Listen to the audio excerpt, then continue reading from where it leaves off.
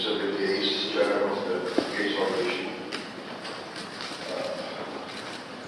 Saudara-saudara sekalian, I was to speak first in Indonesia, and then I will translate.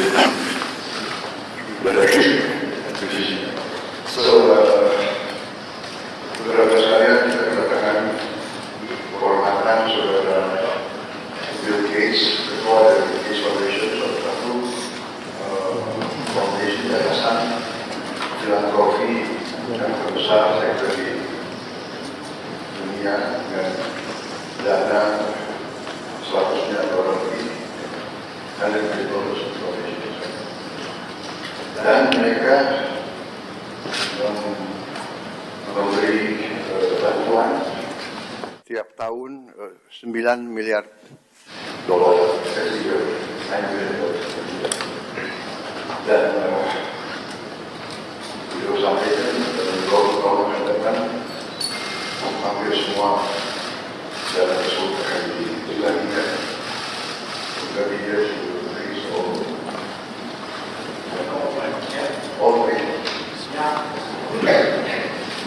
akan diserahkan. Dan inilah apa ya, pendekatan tokoh-tokoh seperti Bill Gates, mungkin lebih Pancasila dari kita.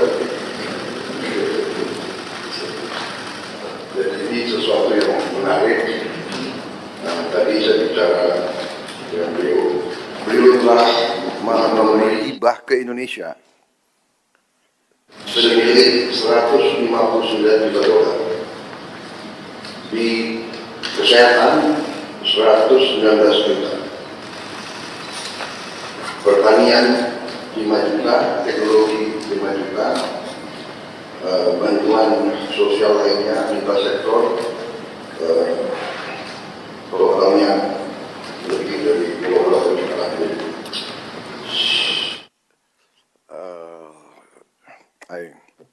I told the floor that you have assisted us directly in direct donation, more than 159 million US dollars since 2009, mostly into health, terutama hal-hal strategik seperti vaksin polio. Beliau bantuannya 1,3 triliun, dan sekarang kita Bio Farma salah satu produsen 2 miliar dosis vaksin tiap tahun, dan ini untuk dimanfaatkan 42 negara di seluruh dunia, dipakai oleh 902 juta orang. Jadi hal-hal semacam ini, belum lagi vaksin lain, teknologi mRNA, dan teknologi pembuatan vaksin yang luar biasa. Terutama beliau sedang kembangkan vaksin TBC untuk dunia, tapi Indonesia akan jadi salah satu tempat yang akan diuji coba. Dan kita harus mengetahui bahwa TBC memakan korban kita cukup besar, yang meninggal hampir 100.000 tiap tahun, dan itu tekad kita untuk menurunkan. Dan beliau menunjukkan komitmen beliau untuk terus bantu kita di bidang itu. Juga untuk beliau sedang kembangkan vaksin malaria. So basically I informed them of all your commitments to help us control these very dangerous diseases that are endemic in our country, and the success of the polio vaccine. And we look forward to a breakthrough in the malaria and TBC, which I think will not be too far in the future. Saya kira banyak sekali yang bisa kita bicarakan, tapi untuk mempersingkat, kita buka saja. Maybe we invite you to give us a bit of your ideas, your vision for the future. And tadi saya sudah sampaikan keputusan saya sebagai Presiden Republik Indonesia karena dukungan beliau, bantuan beliau untuk Indonesia, tapi tidak hanya untuk Indonesia, untuk kepentingan manusia. Saya akan menggelar rapat Dewan Tanda Kehormatan karena saya ingin atas nama bangsa Indonesia memberi bintang tertinggi kita untuk seorang warga negara asing karena jasa-jasanya untuk bantu rakyat Indonesia dan rakyat dunia. I just announced that I've decided to convene our council for the national awards and to award Mr. Bill Gates for his contribution to the Indonesian people and the world humanity as a mark of his commitment, dedication to humanitarian causes. And we agreed that I will try to do it in September in New York during the United Nations season. So I think this is a lot, not a lot, all of us will be in agreement that you really deserve this for your contribution to the cause of humanity. Thank you very much. I invite you now to... Please. Well, thanks everybody for coming. I'm excited to be here and I really appreciate the warm welcome the President has given me. It's an exciting week for me. I had a couple days up in Singapore. The foundation is putting a regional office in there that should allow us to collaborate more closely. You know, the Gates Foundation got started in the year 2000, and so actually it'll be on Thursday after I leave here, I go to New York City, and we'll have a big event to celebrate the 25th anniversary of the foundation and talk about what we've achieved and what our focus will be as we spend the rest of our resources. As you've heard, we mostly work in health, and you know, when I saw that my ownership of Microsoft would be very valuable, I had to ask, you know, what could I do that would have high impact? And I learned about disease and childhood death, and that for many problems like malnutrition or malaria or tuberculosis, there was very little money going into that. You know, the private sector wasn't doing it because the people who were suffering were mostly very poor, and the type of research needed, you know, would require lots of money and lots of patience. And so we made global health the biggest thing for the Gates Foundation. Part of that was creating an organization called Gavi, which was funded by us and governments, and has played a role in providing new vaccines to all the children in the world. And in fact, Indonesia is a great example of that because you've adopted new vaccines like rotavirus for diarrhea, pneumococcus for pneumonia. Now HPV is getting rolled out. And Minister Budi is actually on the board of Gavi. He got to know Gavi well during the pandemic when that was a very positive relationship between Gavi and Indonesia. So we're carrying that forward. The basic statistic that always is amazing to me is that when the Gates Foundation was started in the year 2000, 10 million children under the age of 5 died that year. And most of that was because of diarrhea, pneumonia, malaria, or a few things that make children vulnerable in their first 30 days. 90% of the deaths were in one of those 4 categories, and so we committed that we would study those, create new tools, including vaccines, and help get them delivered. And so, in fact, the number of children who die under 5 has been cut in half. It's now below 5 million. Now, that's 5 million too many. And actually, in this region, including in Indonesia, that cut in half is true here as well. So it's been an amazing time period, and there's many new tools coming.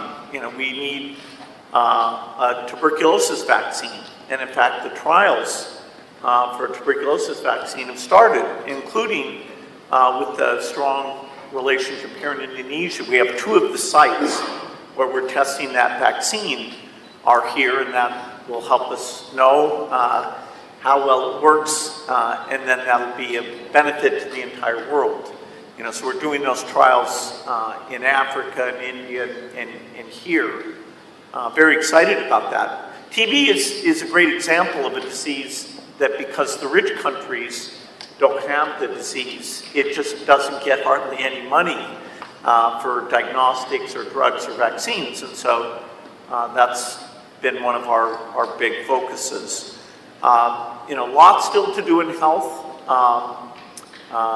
You know, Indonesia is very serious about malnutrition, and we have a number of proven tools like what we call multiple micronutrient supplement that pregnant mothers can take instead of just taking folic acid and iron. They take a pill that actually has many vitamins in it. And yeah, Indonesia is one of the first to launch that with the goal to get that to all pregnant women very quickly. And it really makes a big difference. You know, a lot of women have anemia, which is an iron deficiency, and so the foundation has an approach where you can just go in one time and get an infusion, and it fixes the anemia. And so over the next year or 2, we'll come up with a plan to roll that out in Indonesia. You know, so a lot still to be done in health, but the innovation pipeline is very strong, you know, including in low-cost medicine. And of course, as we address infectious disease, where we still have this work to be done, you know, then we also need to start working on heart disease and diabetes and other diseases where the tools will be inexpensive. The only other area to mention that the foundation works in is agriculture, trying to make seeds more productive and understand soils and make fertilizer more appropriate, cheaper, because of course many of the lowest income people in the world are farmers, and so if we can make their crop more reliable, more productive, and that's a great thing, including things like chicken and cows, because a lot of the protein and value they get comes from livestock. So it's another area we have good relationships in Indonesia, working on things like banana, where you have a great genetic variety that we can do better on bananas for Indonesia, but also helping avoid some of these diseases. You know, the Gates Foundation loves to encourage philanthropy, and you know, I think philanthropy can be a very powerful force.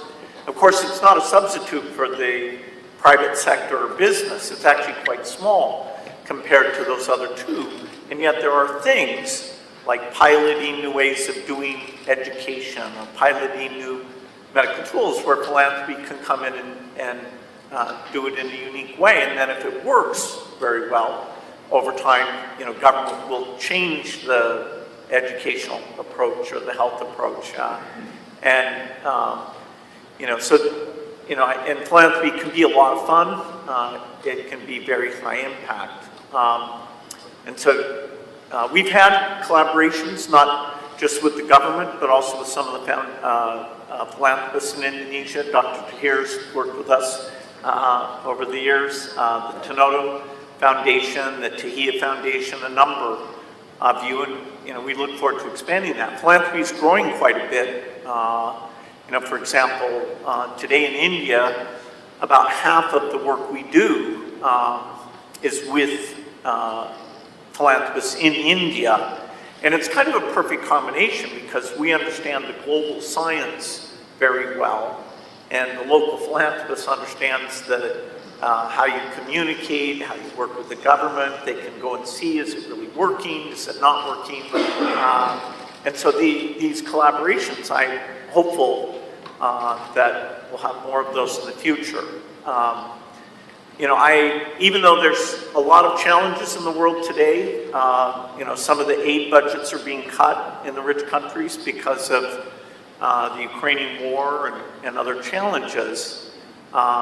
I actually am optimistic that even if in the short run, in some parts of the world, particularly Africa, that the death rate may actually go back up a bit. If we take a longer time frame, and look at the next 20 years, I think we can achieve a lot. We can finish polio. The only disease that was ever eradicated was smallpox, and so polio would be the second major disease. We're very close to doing that. And once we finish polio, we'd like to try and eradicate measles and malaria as well. We have some new tools for that. And of course, part of my optimism about the innovation is because we have now artificial intelligence. And artificial intelligence, I can't state strongly enough how amazing this tool is, even in the last 6 months. The improvement, I know Satya Nadella from Microsoft was here last year talking about data centers and working with the government on those, some of those things. But the AI is going to help us discover new tools, and even in the delivery of health and education and agriculture advice, we'll be using AI. So, I've really enjoyed the philanthropic work, and I look forward to doing more. And again, thanks for the incredibly warm welcome that the President has provided for me. Thank you.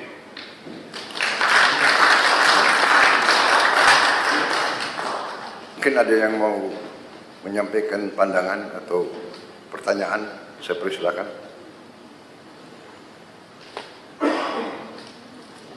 Silakan. Terima kasih Bapak Presiden. Well, first of all, thank you, Mr. Gate, for your contribution to Indonesia and also to the world. Under the direction of Bapak Presiden, actually, as a Minister of Investment, and also at the same time, I lead the CEO of Antara, which is our newly established sovereign wealth fund.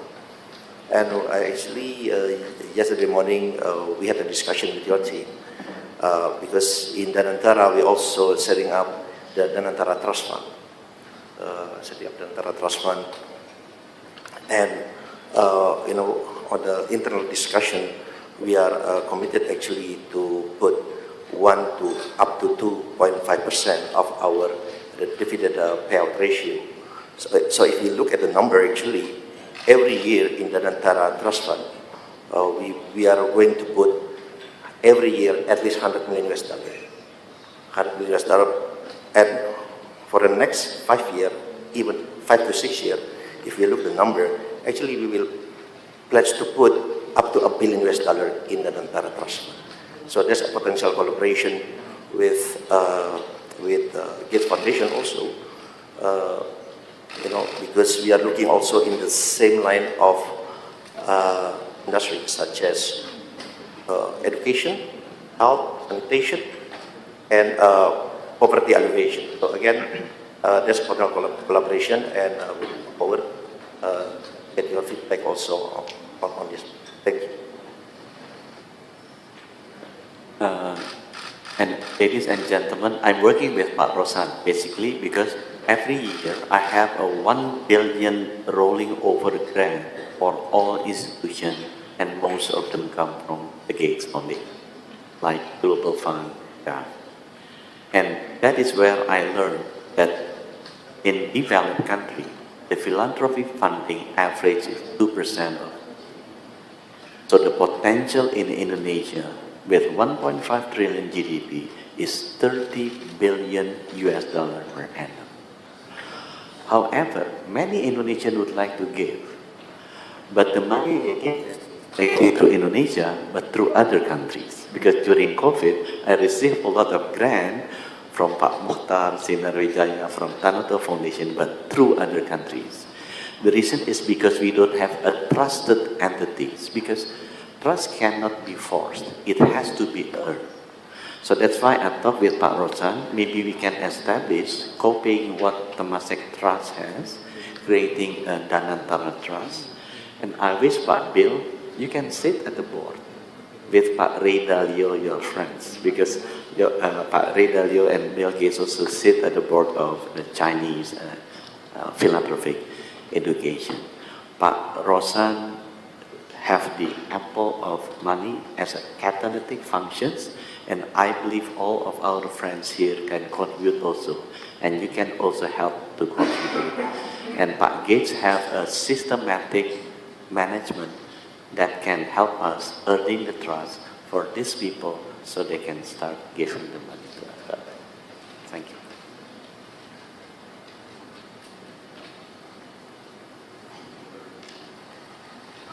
Mr. Gates, would it be possible to talk about non-health issues today? Certainly. Thank you. My understanding is that you're very interested and you've invested a lot of money in renewable energy. I've had several meetings with one of your partners, Edward Young, who is one of your partners, I believe still is one of your partners. So I'd like to know your thoughts about nuclear energy, SMRs. I understand you're in fact investing in Wyoming on nuclear energy, SMRs. You may know that our government is going to embark on a very ambitious nuclear power generation program. The second thing is on nature-based solutions. I'm very much into nature-based solutions and environmental issues. Reforestation, basically, is my passion, wildlife, and through wildlife, reforestation, and restore habitats for wildlife. So I'd like to know what you wanted to do and where you're going with your nuclear and your views on nature-based solutions. Thank you. Yeah, so, as I started doing the foundation work, it became clear to me that we need low-cost electricity to help countries develop. But I also started to be educated about climate change and, understanding that, we have to reduce emissions eventually to zero. And so I talked to my friends about, okay, can we make nuclear energy cheap? So I started a company in 2006 that's called TerraPower to make what's called a fourth generation reactor. Today's reactors are water cooled and they have a lot of pressure in the reactor. So they're a bit complicated, so often the cost can be very high. And so I thought, it's very hard to start a new design, but that would be a huge benefit. And so now it's taken longer than we expected. We started out as being a joint venture in China, and then the US government decided they didn't like us working in China. And so we had to change, and actually now, as you said, we're building our first reactor in the United States. There's a lot of countries that really need nuclear energy. And so we have to make it cheap, and we have to show that this new design is extremely safe. And places like Japan, South Korea, France, the UK, they have in their plans a desire to use nuclear energy. But right now the plants are expensive. And so we are hoping, as we build 20 of these reactors, the cost can be very low. Part of that would be through a very strong partnership we have with some companies in South Korea. Hyundai and SK are investors in this work. And so in 2030, that first reactor will turn on. And so during that decade, we would hope to build over 30 gigawatts. If it's okay, I would like to welcome Mr. Gates. My name is Arini Subianto. I'm from Persada Capital Investama. In fact, I just met with Microsoft last Monday, Microsoft Education, and I asked them what can they do for Indonesian education. I'm primarily working with a few CSRs within my work, and we learned that we really need to address the quality of teaching, because otherwise there's no way for us to increase the quality of education if the teaching faculties are not standard. And I learned from the Microsoft team that you actually have the Copilot AI, which enables self-teaching for a lot of teachers or teaching faculty. And the question that I asked on Monday, which now I'm going to address to you, is there any way that we could actually collaborate more and give more? Because I would like to actually knock on doors, buat bapak-bapak di sini, to everyone that's present here, because the government will not be able to do it alone. The private sector needs to actually contribute in eradicating illiteracy and improving the teaching quality. Hence, we can actually achieve higher order thinking. Unfortunately, that is the biggest hurdle that we experience in finding new talent in employment. And I heard Bapak Presiden had pushed for the AI learning and everything. Unfortunately, we don't have the infrastructure in terms of the brain capacity to even think properly to create simple tasks.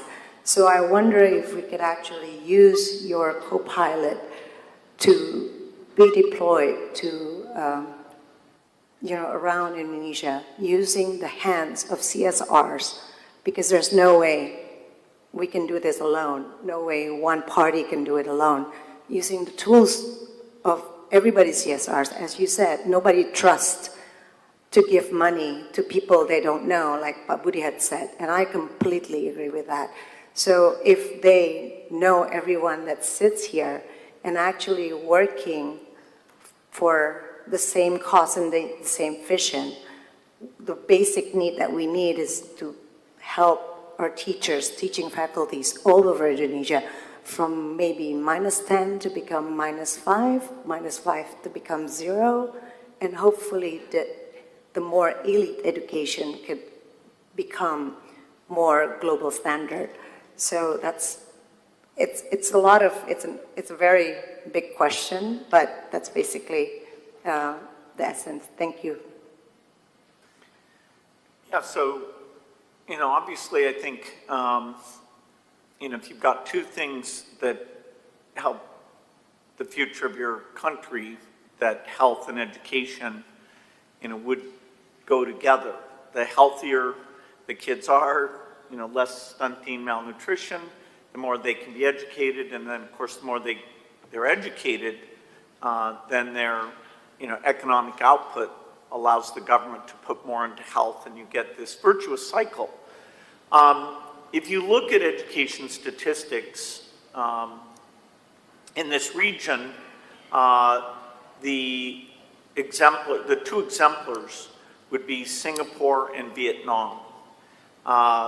Singapore is kind of amazing, which is, okay, they're rich and it's partly cultural, but their education outcomes are really amongst the best in the world. Vietnam, for its level of income, is the best in the world. They run, and it's not through the use of technology. I'm a huge believer that particularly as you get up into high school and college, that having access to these learning tools, these tutoring tools from AI will help. But the key thing that allows a country to be an exemplar is that they train the teachers well and they have very high expectations for the teachers. In some countries, the teachers are so politically strong that asking them to do this, what's called structured pedagogy, sometimes doesn't work well. Our education work is a very small part of the foundation, only about 4%, and most of it's in the US, but we have some partners in India. Ashish Dewan, who's actually a board member of the Gates Foundation. And India's a good story because 5 years ago I would have said to you, India is not very serious about education because the measurements, they weren't paying attention. But really in the last 5 years, they're adopting new practices, including structured pedagogy. They're seeing very good improvement from quite a low level. But they're willing to look at the bad statistics and say, oh no. And they have a lot of interstate competition, whereas one state's doing something well, the other states are like, oh no, we have to catch up. So I think they're, even regionally, there's a lot that can be learned. Then you do want to connect into AI. The Gates Foundation funds a group called Khan Academy that does an AI called Khan Amigo. And they've had a few philanthropists, like some in Brazil and some in Mexico, that have gone to them and said, okay, we'll fund bringing that technology to our country. So, that would be a possibility. But, I wish I had enough to do both health and education in a serious way, but we're 90% health. But I'm totally aligned with you that education will be important, and now AI will finally help us with that.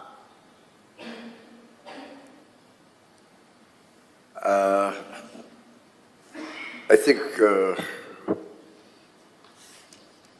because of the time and Mr. Gates' very tight schedule, he has to fly to New York, so I apologize if I cannot give the opportunity to all of you, but at least we have heard the vision of Mr. Bill Gates, and Mr. Bill Gates promised also to sponsor very important events in Bali. First is about malaria, and the second is cervical cancer. Two important international conferences. Most of the important stakeholders around Asia Pacific will be there, and we are talking more and more about how we can interface and cooperate with the Gates Foundation on many critical matters. So I think we thank you, Mr. Bill Gates, for spending some time with us. And once again, I would like to thank you on behalf of the Indonesian people and the government for your commitment and your attention to important issues that we face. And yes, so we would like to acknowledge your great contribution, and also we would like to work together with you in the future. Once again, thank you very much. Yeah. Well, thank you all. I look forward to coming up with partnerships and all these different areas. So it's great to be here. Ya, saya minta maaf yang barisan belum kenalan, saya kira bisa maju ke depan untuk kasih tangan ke beliau. Kapan lagi ketemu Bill Gates? Cepat-cepat, tukang foto cepat.